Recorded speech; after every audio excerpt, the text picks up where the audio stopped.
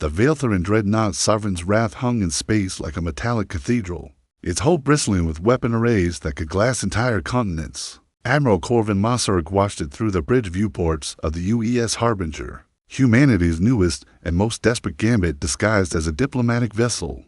Thermal bloom confirmed, reported Lieutenant Commander Iska Vordenev from the sensor station. They just absorbed a full nuclear barrage from the Titan defense grid.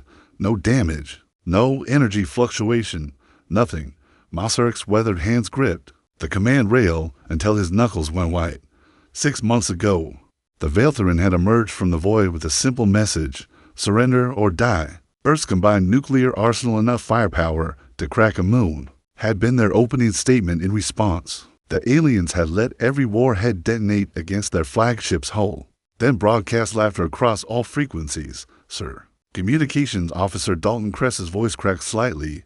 The Veiltherin are hailing us. On screen, the view screen shimmered, revealing the angular, crystalline features of Executor Vexthal. The alien's 6 eyes gleamed with predatory amusement as it spoke in perfect, mocking English. Humans, your pathetic atomic toys have provided adequate entertainment. Now witness true power. The Sovereign's wrath began to turn, its massive bulk rotating with impossible grace. Weapon ports along its flanks ignited with searing blue energy. There, targeting the Luna colonies, Vordenev reported, her voice tight with horror. Mosserick had seen the projections. The Veiltherin's plasma cannons could boil Luna's surface in minutes, killing 12 million people in an instant. But that wasn't the worst part. The worst part was that this was just the opening move, a demonstration. Before they glassed Earth itself, all ships, emergency burn to intercept, Mosserick ordered. Get between them and Luna, sir.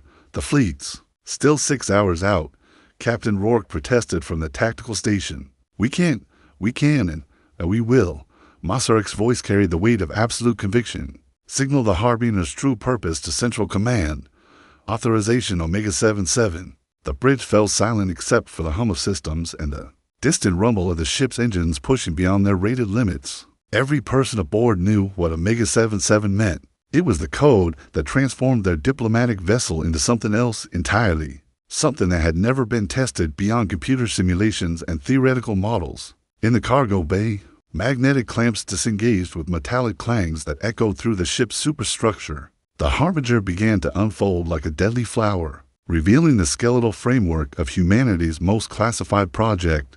For 3 years, Dr. Elena Vasquez had worked in absolute secrecy, developing something that defied every known law of physics. Executor Mosserick addressed the alien leader with ice-cold formality. You want to see true power? Let me show you what desperation looks like when it's paired with human ingenuity. Vexthal's multiple eyes narrowed. Your species amuses me, Admiral. What could you possibly? The transmission cut as the Harbinger completed its transformation. Where once a sleek diplomatic vessel had flown, now a massive railgun platform hung in space, its central barrel stretching nearly to kilometers in length. Energy conduits snaked along its frame like glowing arteries, and at its heart, something that had never existed in nature began to charge. Dr. Vasquez. Mosserick spoke into his calm. How long? 90 seconds for full charge, Admiral. But sir, this is still theoretical. We don't know if... Doctor. Mosserick's voice cut through her protests. 12 million people are about to die. Theory is all we have left. The Sovereign's wrath completed its targeting sequence. Its plasma cannons began to glow with the light of miniature stars, each one capable of turning Luna cities into glass. But something had changed in the alien's posture. Vexthal was no longer lounging in arrogant certainty. The Executor leaned forward, 6 eyes fixed on the transformed human vessel. Impossible, the alien whispered. That energy signature, it cannot be. Mosserick smiled, but it was the smile of a predator who had just revealed his fangs. Oh, it can be. And in 60 seconds, you're going to learn exactly what happens when you threaten our home. The Harbinger's massive railgun began to sing a deep, thrumming note that seemed to resonate through the vacuum itself. And in that moment, Admiral Corvin Mosserick realized that humanity's greatest weapon had never been their nuclear arsenal. It had been their willingness to break every rule in the universe to protect what they loved. The Sovereign's wrath pivoted with mechanical precision, abandoning its targeting of Luna to focus on the transformed human vessel. Vexthal's 6 eyes blazed with sudden, terrible understanding. You mad primitives. The executor hissed across the comm channel. You're attempting to weaponize a stellar compression field. The energy requirements alone would require the complete matter-energy conversion of a small moon. Dr. Elena Vasquez interrupted, her voice crackling through the bridge speakers from the weapons control center. Fortunately, we brought one. Through the viewports, Masaryk watched as automated mining drones swarmed around Ceres, their molecular disruptors reducing the dwarf planet to its component atoms. The matter stream flowed through magnetic conduits into the Harbinger's conversion chambers, where humanity's most brilliant minds had found a way to turn Einstein's most famous equation into a weapon. Sir, the Veltherin are launching fighters, reported Lieutenant Commander Vordenev. 36 craft, bearing directly for us. The alien interceptors moved like silver bullets through the void, their curved hulls gleaming with the same energy. Fields that had laughed off humanity's nuclear arsenal. Each fighter was a work of art, beautiful and deadly, armed with weapons that could carve through Earth's most advanced warships like paper. Defensive positions, Masaryk ordered. All point. Defense systems online. The Harbinger bristled with weapons human-designed pulse cannons, particle beam arrays, and guided missile systems that had been refined through centuries of terrestrial warfare. But as the alien fighters closed to engagement range, it became clear that humanity's conventional weapons were woefully inadequate. The first Veltherin fighter opened fire with a concentrated beam of coherent plasma. The attack struck the Harbinger's port deflector ray, and the entire section simply ceased to exist. No explosion, no debris, just empty space where 10 meters of armor plating had been. Port deflectors down, Vordenev shouted over the klaxon. Alarms, hull breach on decks 7 through 12, emergency seal protocols, Masaryk commanded, watching as more fighters broke through their defensive perimeter. All crew to battle stations. The Harbinger shuddered as another plasma beam carved through its superstructure. In the lower decks, Captain Rourke led damage control teams through corridors that had become freezing death traps. Welding emergency. Bulkheads while alien fire rained down around them. Ammunition Bay 3 is gone, Rourke reported, his voice tight with controlled panic. We've lost primary power to the aft weapon arrays. But the Harbinger was no ordinary ship. As the alien fighters pressed their attack, hidden weapon systems began to emerge from concealed ports along the vessel's hull. These weren't the refined plasma cannons or energy weapons that other species preferred. These were crude, violent, and absolutely human in their design. Kinetic shotgun arrays erupted from the ship's flanks, hurling clouds of tungsten ball bearings at velocities that turned them into relativistic projectiles. The first Veltherin fighter to encounter this primitive but effective weapon disintegrated in a shower of sparks and molten metal. What sorcery is this? Vexthal's voice carried a note of genuine confusion. Your kinetic weapons cannot penetrate our shields. You're right, Masaryk replied, watching as more fighters fell to the Harbinger's unconventional arsenal. But they don't need to penetrate. They just need to transfer momentum. The next wave of fighters learned this lesson the hard way. The Harbinger's defensive systems didn't try to breach the aliens' energy shields. Instead, they simply battered the protected craft with enough kinetic force to send them spinning out of control. Veltherin pilots, accustomed to elegant energy-based combat, found themselves struggling with the fundamental physics of mass and acceleration. 30 seconds to firing solution, Dr. Vasquez announced. The compression field is stabilizing, but we need a clear shot. The Sovereign's Wrath was already moving, its massive bulk accelerating away from the battle zone. But something was wrong. The alien dreadnought's movement wasn't tactical, it was desperate. Vexthal had recognized the threat, and the executor was trying to flee. Oh no, you don't. Masaryk growled. Vordenev, full power to the engines. Pursue and engage. Sir, the remaining fighters will die with their flagship.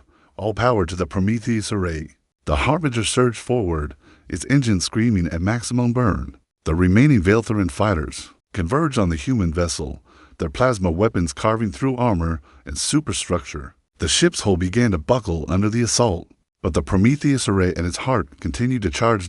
In the weapon control center, Dr. Vasquez watched her life's work approach critical mass. The stellar compression field was holding, barely, contained within magnetic bottles that operated at the very edge of known physics. One miscalculation, one moment of instability, and the weapon would consume not just the Harbinger, but everything within 1,000,000 kilometers. 15 seconds, she announced, her voice steady despite the terror in her eyes. The Sovereign's wrath was trying to escape to hyperspace, its exotic matter drives beginning to spiral reality around the massive vessel, but hyperspace took time to achieve, and time was something the Veiltherin no longer had. Target acquired, Masaryk declared. Fire when ready, Doctor. Dr. Elena Vasquez looked at the firing control, her finger hovering over the trigger that would unleash forces normally found only in the hearts of dying stars around her. The Harbinger was coming apart under alien fire, its crew dying to protect. A weapon that might not even work for Earth, she whispered and pressed the button. The universe screamed. That was the only way Dr. Elena Vasquez could describe the moment the Prometheus array discharged. The stellar compression field, containing the condensed mass energy of a small moon, erupted from the Harbinger's railgun at 97% of light speed. Space itself seemed to recoil from the projectile, reality bending around the impossible concentration of matter and energy. The Sovereign's wrath was still trying to escape to hyperspace when the Stella Mortis, humanity's first and only stellar compression round, struck its aft deflector ray. The result was not an explosion. Explosions were crude, wasteful things that dissipated energy in all directions. This was different. This was the fundamental forces of creation and destruction focused into a single, devastating point. The alien dreadnought shields, which had laughed off nuclear fire, simply ceased to exist. The exotic matter that composed them was overwhelmed by the sheer impossibility of the projectile, their quantum coherence collapsing in a cascade of particles that had no names in any language. Direct hit, Lieutenant Commander Vordenov reported, her voice hollow with disbelief. The Sovereign's wrath, sir. I'm reading massive structural damage. Their aft section is gone. Through the viewports, Masaryk watched the impossible sight of the Veiltherin flagship coming apart. The Stella Mortis had punched through 3 kilometers of the alien vessel's hull, leaving a perfectly circular hole that glowed with residual energy, atmosphere, and debris streamed from the wound like blood from a mortal injury. But the Sovereign's wrath was not dead, damaged, crippled, bleeding atmosphere and crew into the void, but not dead. Executor Vextel is hailing us, Communications Officer Daltonkers announced. On screen, the alien leader's image flickered with static, the transmission corrupted by the exotic energies still radiating from the weapon strike. Vextel's 6 eyes burned with rage, and something Masaryk recognized as the first spark of fear. You have wounded me, human, the executor hissed. But wounds heal, and when they do, I will visit such destruction upon your species that you'll what? Masaryk interrupted. Glass our cities, burn our worlds. You are already planning to do that. Vextel, the only difference is that now you know we can hurt you back. The executor's multiple eyes narrowed. One shot, one desperate gambit from a dying species. Do you think this changes anything, Dr. Vasquez? Masaryk called, without taking his eyes off the alien leader. How long to recharge the Prometheus array? 4 to 7 minutes, Admiral. We need to process more material for the compression field.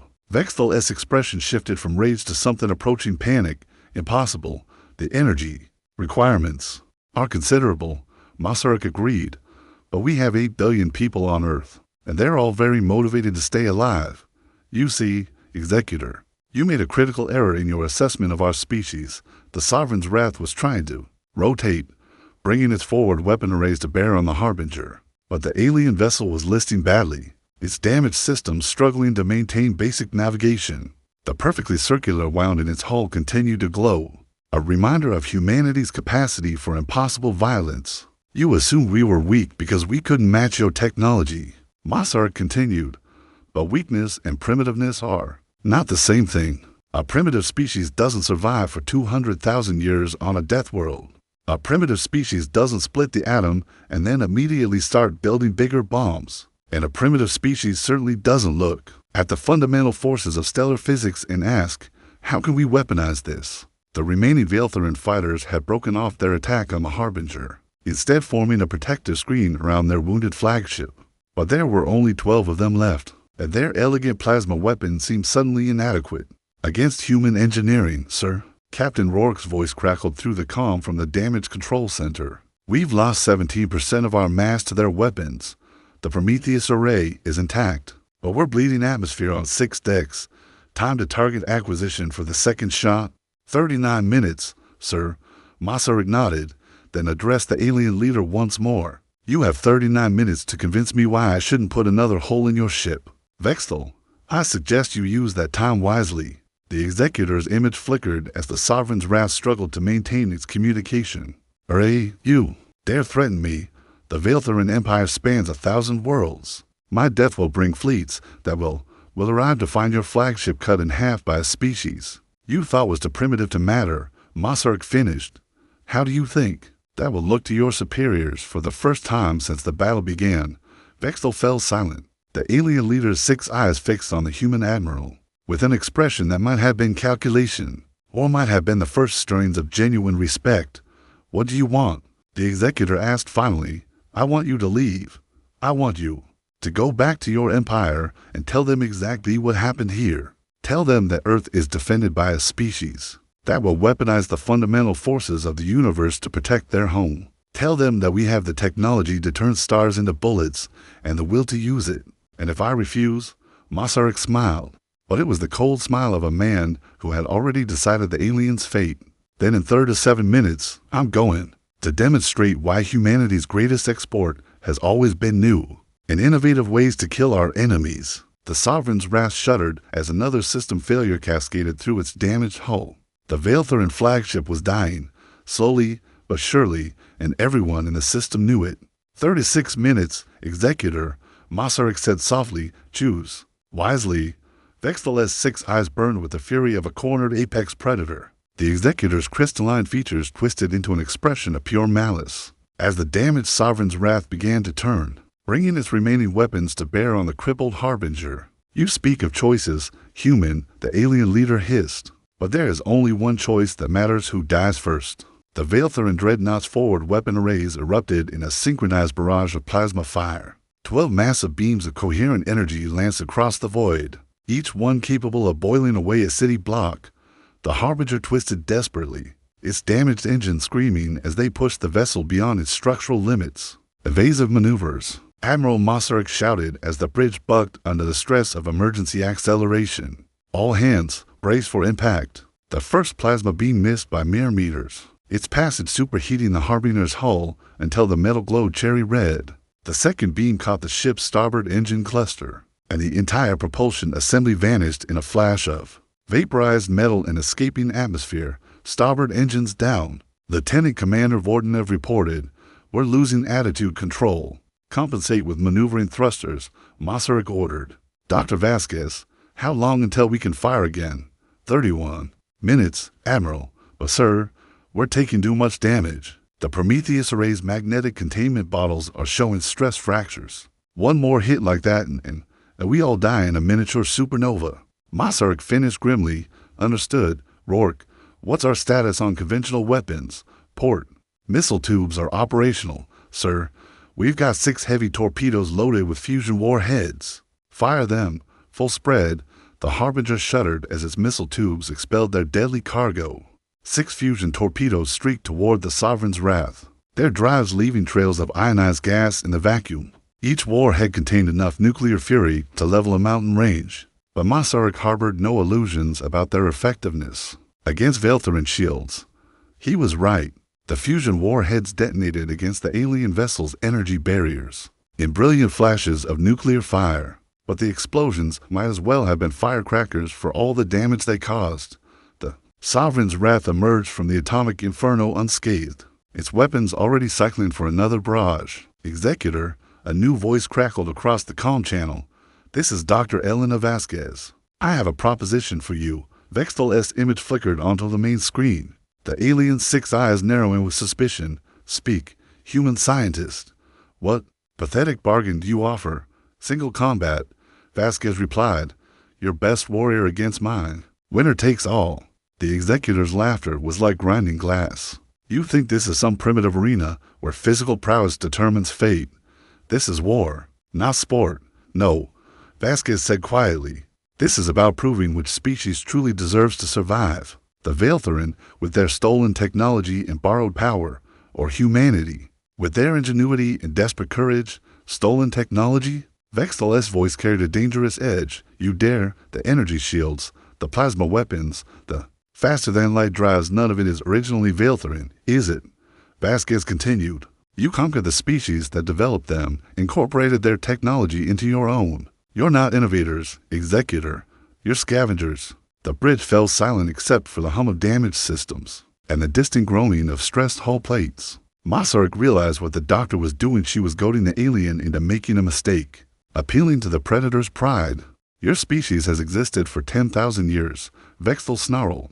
Mine has ruled the galaxy for 50,000. We have incorporated the best of 100 civilizations into our own. That is strength, not weakness. Then prove it, Vasquez challenged. One of your warriors against one of ours. No weapons, no shields, no technology, just skill and determination, and if I refuse, then you prove my point. The great Veltharan Empire, conqueror of 100 worlds, is afraid of a single human being. The Sovereign's wrath continued its ponderous turn, its weapon arrays tracking the Harbinger's erratic movements. But something had changed in the alien leader's posture. Vexthal leaned forward, 6 eyes glittering with predatory interest. Very well, the Executor said finally, but I choose the terms. Combat will take place aboard my vessel. Your champion will face mine in the traditional Veltharan manner with blade and claw, until one lies dead. Agreed, Vasquez replied immediately. But I choose our champion, yourself, I assume.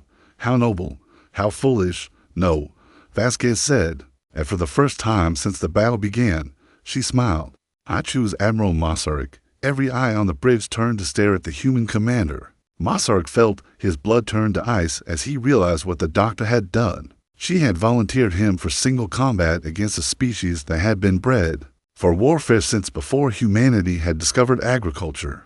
Dr. Vasquez, he said quietly, what the hell are you doing? Buying us time, she replied. The Prometheus array needs 28 more minutes to charge. This will give us that time and more. Vexthal's laughter echoed through the bridge. Speakers, excellent. I will face this human admiral myself. It has been too long since I have tasted blood, sir, Lieutenant Commander Vordenov whispered. You don't have to do this. We can find another way. Masaryk looked around the bridge, at his crew, at the faces of men and women who had followed him into an impossible battle. Against overwhelming odds, they had already sacrificed so much, and now they were asking him to sacrifice himself. No, he said finally, Dr. Vasquez is right. This is our only chance. He straightened his uniform and checked his sidearm. Besides, I've always wanted to meet a Veltharan up close. This should be educational. The Sovereign's wrath launched a shuttle, a sleek craft that somehow managed to look both beautiful and menacing. As it approached the Harbinger, Masaryk couldn't help but wonder if he was making the last mistake of his life. Admiral, Dr. Vasquez said softly, there's something you should know about Veltharan physiology. What's that? They're not as tough as they look. The Sovereign's wrath's combat arena was a cathedral of violets. Crystalline walls soared 30 meters overhead, their surfaces carved with the names of 10,000 victories. Bioluminescent panels cast an eerie blue-green glow over the circular fighting pit, while tiers of seats held hundreds of Veltharan warriors who had gathered to witness their executor's latest triumph. Admiral Corvin Masaryk stood in the center of the arena, his uniform replaced by simple combat fatigues. In his hand, he held a Veltharan warblade, a curved weapon that seemed to be grown rather than forged, its edge gleaming with molecular sharpness. The alien weapon felt wrong in his grip, the light and the perfectly balanced for human hands across. From him, Executor Vexthal stood like a monument to predatory evolution. The alien leader had shed his ceremonial robes, revealing a form that was both beautiful and terrifying. His crystalline skin caught the arena's light, refracting it into rainbow patterns that danced across his muscular frame. 6 eyes tracked Masaryk's every movement, while 4 arms held weapons that had been blessed by Veltharan priests and quenched in the blood of defeated enemies. You are brave, human, Vexthal said, his voice echoing through the arena's acoustics. Brave and foolish. Do you know how many warriors have died in this place? I'm about to find out, Masaryk replied, shifting his weight and testing the warblade's balance. Tell me something, Executor, how many of them were actually warriors? And how many were just conquered species forced to fight for your entertainment? A ripple of angry hisses ran through the watching crowd. Vexthal's 6 eyes narrowed, but his voice remained steady. You seek to anger me. It will not work. I'd have killed beings far more formidable than you, Admiral. I have torn apart creatures that could crush your bones with a thought. Maybe, Masaryk acknowledged, but I bet none of them were from Earth. The combat began without ceremony. Vexthal moved with inhuman speed, his forearms striking in a coordinated pattern that should have overwhelmed any opponent. The Executor's blades carved through the air where Masaryk had been standing.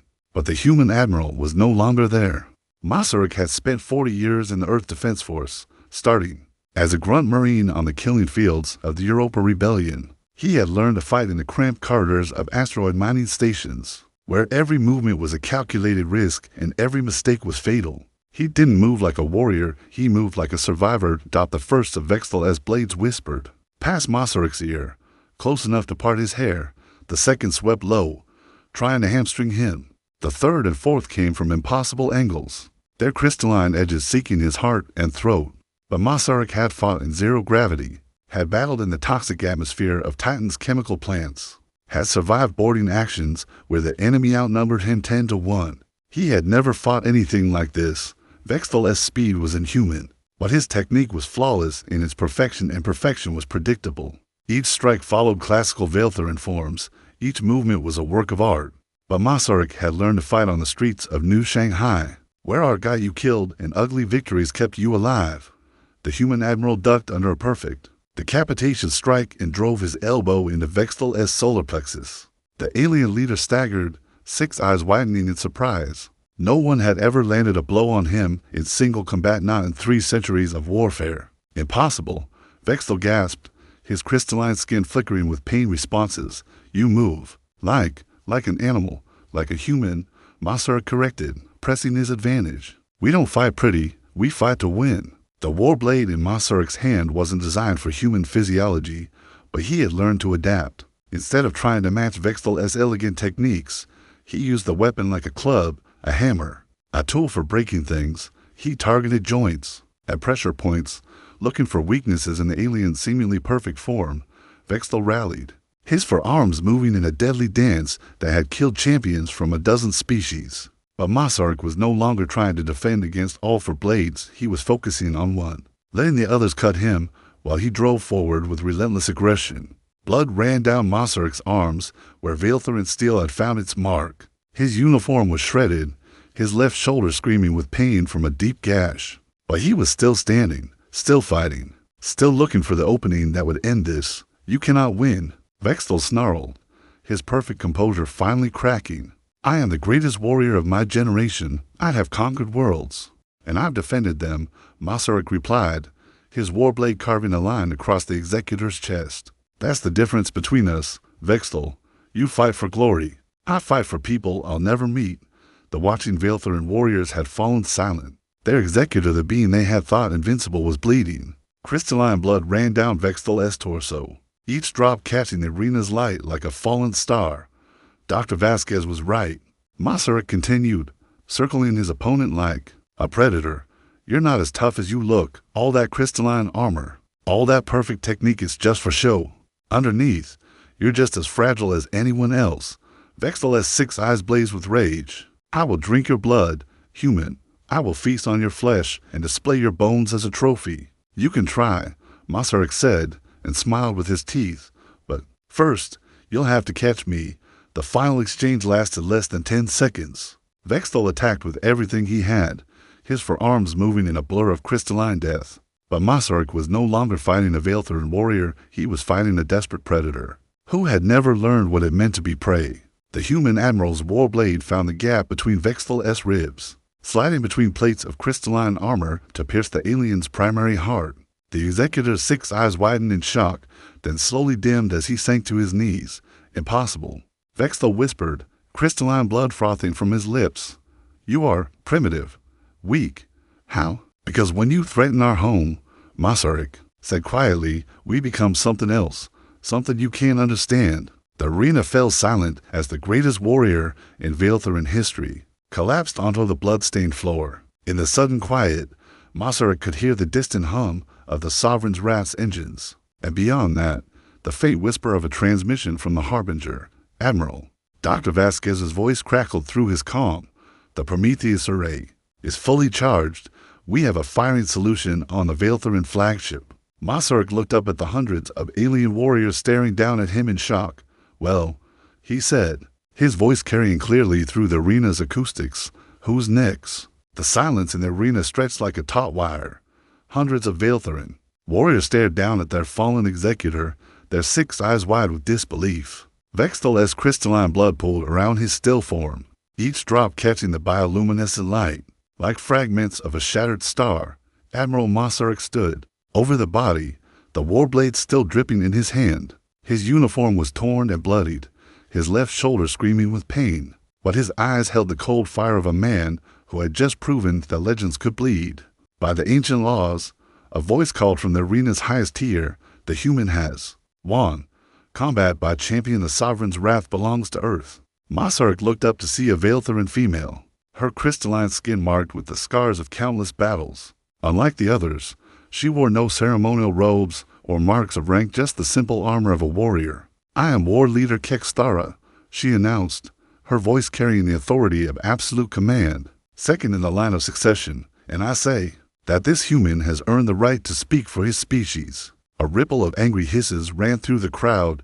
Several warriors stood, their hands moving to their weapons, but Kexthara's gaze swept over them like a blade. Would you challenge the ancient ways? She demanded. Would you dishonor the memory of Executor Vexthal by denying his defeat? The warriors subsided, but Masaryk could see the rage burning in their eyes. They wanted blood, his blood, and only their traditions held them back. Admiral, Dr. Vasquez's voice crackled through his calm. We're detecting massive energy buildups throughout the Veiltharin fleet. I think they're preparing to the transmission cut as the arena's defensive systems activated. Energy barriers sprang up around the fighting pit, trapping Masaryk inside with the body of his fallen enemy. Through the crystalline walls, he could see the tiers of seats beginning to empty as Veiltharin warriors rushed to their battle stations. War leader, Masaryk called, his voice steady despite the pain in his shoulder. I invoked the right of parley. Your executor challenged me to single combat, and I accepted. Honor demands that you hear my words. Kexthara paused at the arena's exit, her scarred features unreadable. Speak, human, but know that words will not save you from what comes next. Your fleet is preparing to attack my ship, Masaryk said, wiping Vexthal's blood from the war blade. But before you do, you should know what's waiting for you out there. We know of your weapon, Kexthara replied. One shot, one desperate gambit. Our sensors detected the energy discharge, impressive, but hardly decisive against a full battle fleet. Masaryk smiled, and it was the cold smile of a man holding all the cards. War leader, how many ships in your fleet? 47 vessels of the line. More than enough to. And how many shots do you think we can fire? The question hung in the air like a challenge. Kexthara's six eyes narrowed as she calculated the implications. Around the arena, the remaining Veiltharin warriors had frozen, their attention focused on the human admiral's words. Impossible. Someone whispered from the crowd. The energy requirements are considerable, Masaryk agreed, but we're not just one ship anymore. While your executor was busy gloating, the Earth Defense Force was busy building. Right now, there are 12 more vessels like the Harbinger distributed throughout this system, each one armed with a Prometheus array, each one ready to turn your beautiful ships into expanding clouds of plasma. It was a lie, a complete, brazen fabrication. But Masaryk had learned long ago that the best bluffs were built on kernels of truth. There were indeed 12 more Earth Defense Force ships in the system, but they were conventional vessels, armed with nothing more exotic than fusion torpedoes and kinetic weapons. You're lying, Kexthara said, but uncertainty flickered in her voice. Am I? Masaryk asked. Dr. Vasquez, are you monitoring this conversation? Yes, Admiral. The scientist's voice crackled through the calm. All Prometheus arrays are fully charged and awaiting target designation. Another lie, but delivered with perfect conviction. Masaryk could see doubt spreading through the arena like a virus. The Veiltharin had witnessed the impossible, their greatest warrior, defeated by a primitive human. Now that same human was claiming to possess 13 weapons that could pierce their invincible shields. War leader, Masaryk continued, your people have a choice. You can honor the outcome of single combat and withdraw from this system, or you can attack and discover exactly how many of your ships we can destroy before you overwhelm us. And what guarantee do we have that you won't simply attack us as we retreat? The same guarantee your executor gave us when he threatened to glass our worlds, Masaryk replied. None, but I'll make you a counteroffer. The arena fell silent. Even the distant hum of the ship's engine seemed muted, as if the Sovereign's wrath itself was holding its breath. Speak, Kexthara commanded. The Veiltharan Empire spans 1,000 worlds, Masaryk said. You've conquered species, absorbed their technology, built an empire on the bones of the defeated. But you've never encountered anything like humanity. Your arrogance is justified. Masaryk interrupted. We've been at war with ourselves for 10,000 years. We've perfected the art of killing in ways your people can't imagine. We've turned genocide into a science and extinction into an art form. And now, for the first time in our bloody history, we're united against a common enemy. He gestured toward the arena's walls, beyond which lay the damaged Veiltharan fleet. You came here expecting to find sheep. Instead, you found wolves. Hungry wolves who've just learned that the universe contains prey worth hunting. You speak of war, Kexthara said slowly, but war requires decides capable of fighting. Your species is confined to a single system. For now, Masaryk agreed, but we're very good at adapting. Give us 10 years, and we'll have reverse-engineered your faster-than-light drives. Give us 20, and we'll be knocking on the doors of your colonies. Give us 50, and the Veiltharan Empire will be just another chapter in humanity's history books. The implications of his words rippled through the crowd like shockwaves. The Veiltharan had built their empire on the assumption that primitive species would remain primitive, the idea of humanity spreading beyond their home system, armed with weapons that could punch through any defense, was a nightmare they had never considered. What do you propose? Kexthara asked finally. A treaty, Masaryk said. A mutual non-aggression pact. Your empire leaves humanity alone, and we won't come looking for you. Simple, clean, and beneficial to both sides. And if we refuse, Masaryk's smile became predatory. Then you can try to explain to your superiors how the greatest fleet in Veiltharan history was destroyed by a species you thought was too primitive to matter. I'm sure that conversation will go well for you. The war leader stood in silence for long moments, her scarred features betraying nothing. Around the arena, hundreds of Veiltharan warriors waited for her decision, a decision that would determine whether their species went to war with the most dangerous predators the galaxy had ever produced. The energy barriers are dropping, Kexthara announced finally. You may return to your vessel, Admiral. We will escort you to the docking bay. As Masaryk walked through the arena's exit, he could feel the eyes of every Veiltharan warrior burning into his back. They had witnessed something unprecedented, the defeat of their greatest champion by a member of a species they had dismissed as inferior. But more than that, they had seen the birth of a new player in the galactic arena.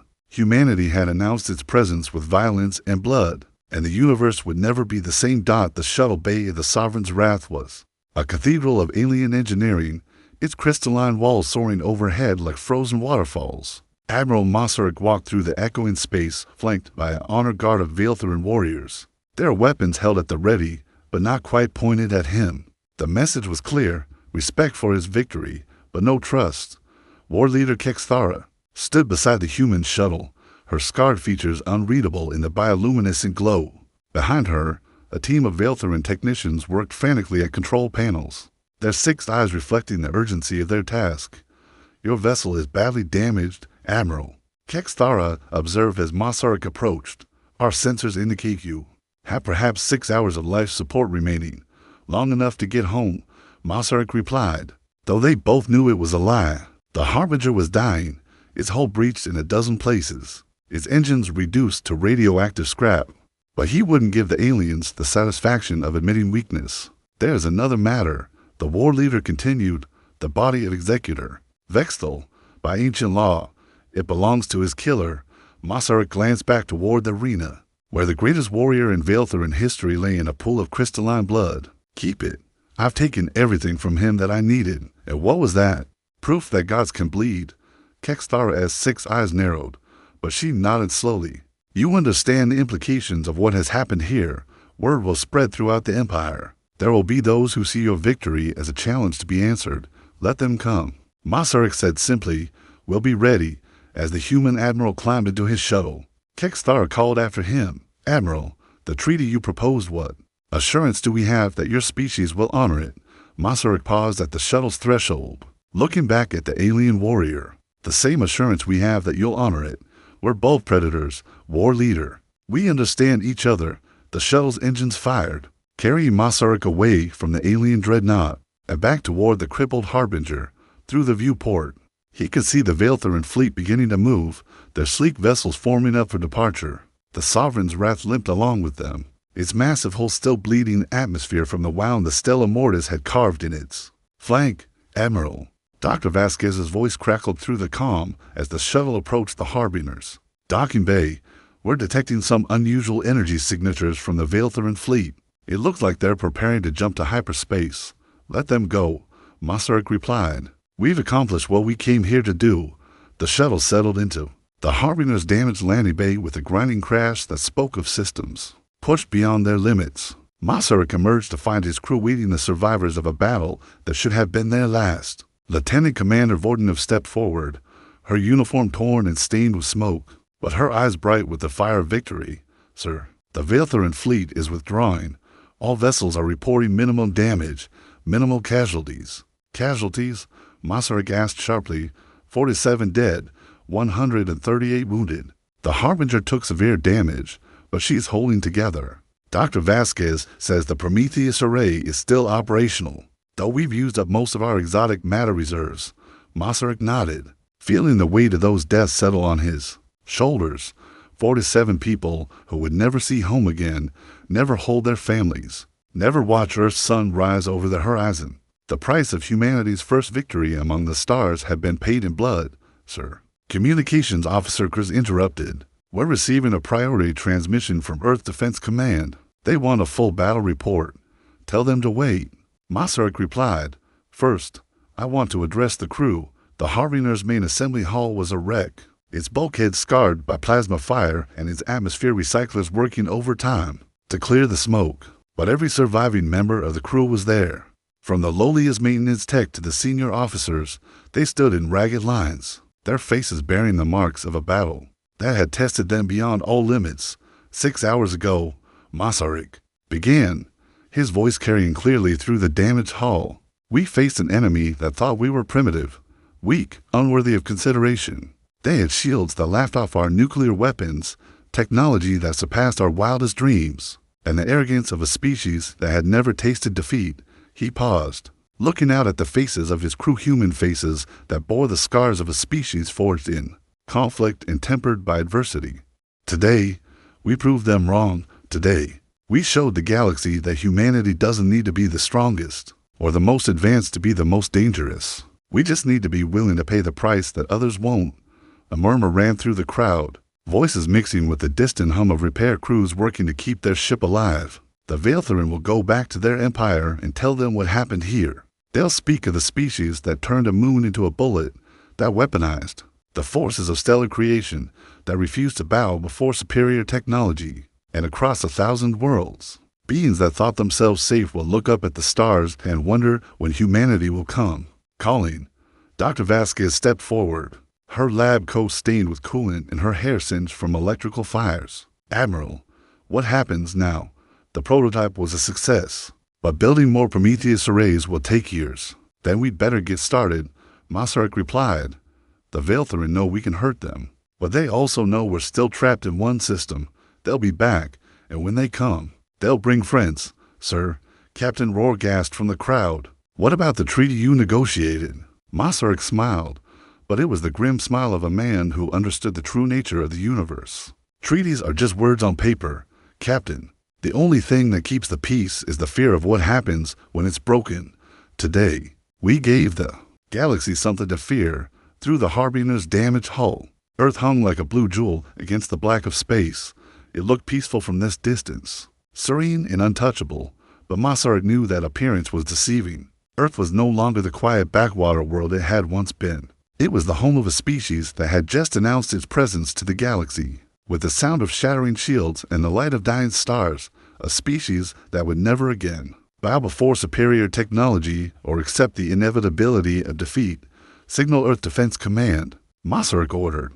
Tell them the Harbinger is coming home. Tell them we need to talk about building a bigger gun. As the crippled vessel began its long journey back to Earth, the stars themselves seemed different. They were no longer distant points of light, mysterious and unreachable. They were destinations, targets, worlds waiting to learn what it meant to threaten humanity's home. The Veiltherin had come to Earth expecting to find sheep. Instead, they had awakened something that had slept in the human soul. Since the first caveman had looked up at the night sky and wondered what lay beyond, they had awakened the predator, and now, for the first time in galactic history, the prey would learn to fear the dark between the stars. Because somewhere in that darkness, humanity was building bigger guns and dreaming of the day when they would no longer be confined to a single world. The age of human expansion was about to begin, and it would be written in fire and blood across the galaxy's most distant shores. Earth's children were finally coming home to the stars, and they were bringing weapons that could split flagships in half.